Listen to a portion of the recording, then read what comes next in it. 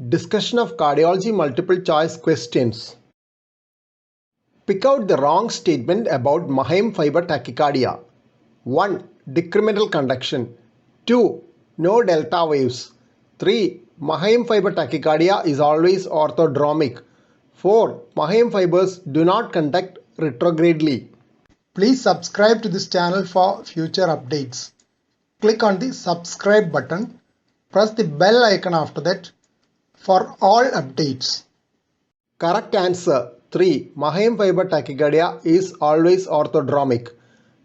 Mannheim fibers do not conduct retrogradely. So Mannheim fiber tachycardia is always with wide QRS complexes, antidromic with LBBB pattern. It may be noted that in WPW syndrome, both narrow QRS orthodromic and wide QRS antidromic tachycardia are possible, as the pathway can conduct both androgradely and retrogradely.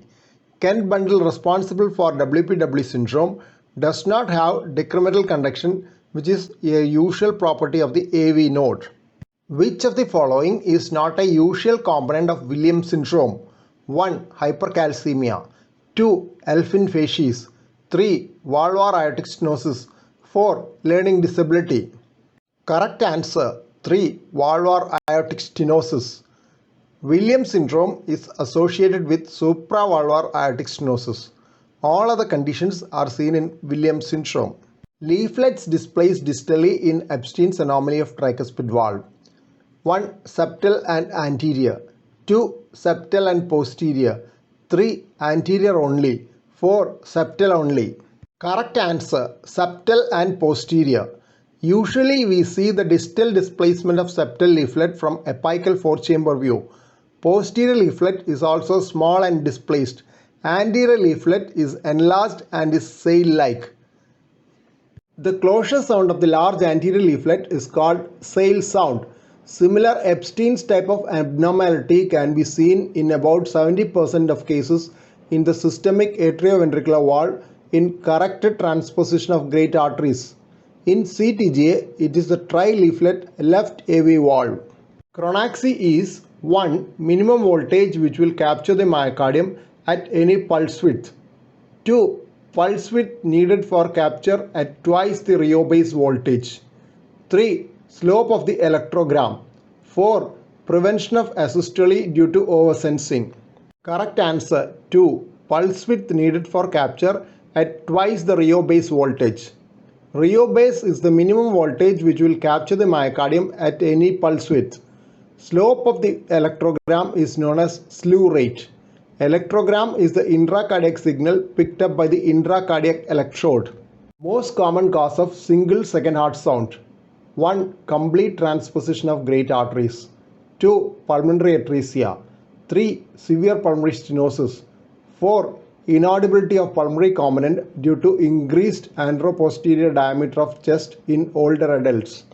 Correct answer 4. Inaudibility of pulmonary component due to increased anteroposterior diameter of chest in older adults.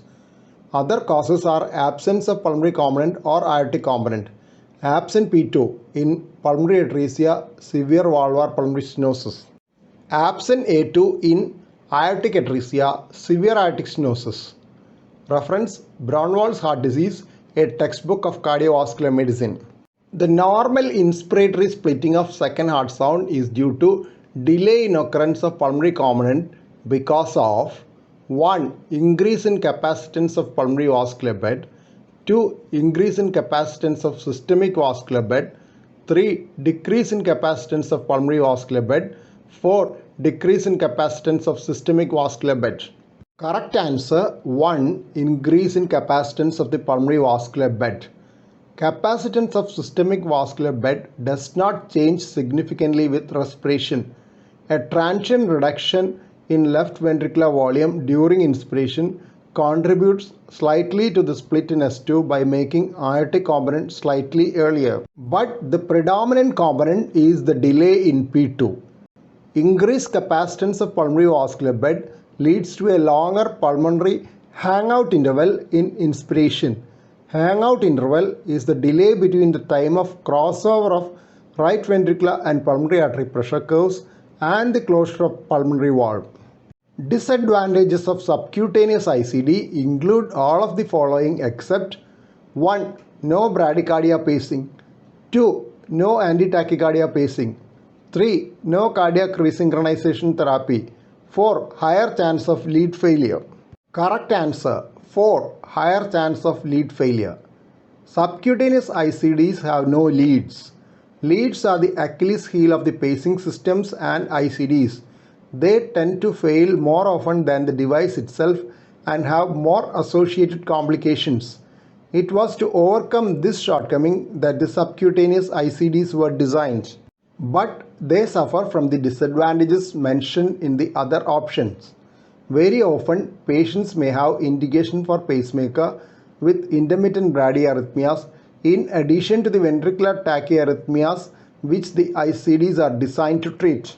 Anti-tachycardia pacing is a function in conventional ICDs which can avoid shocks by terminating relatively slower ventricular tachycardias with overdrive pacing.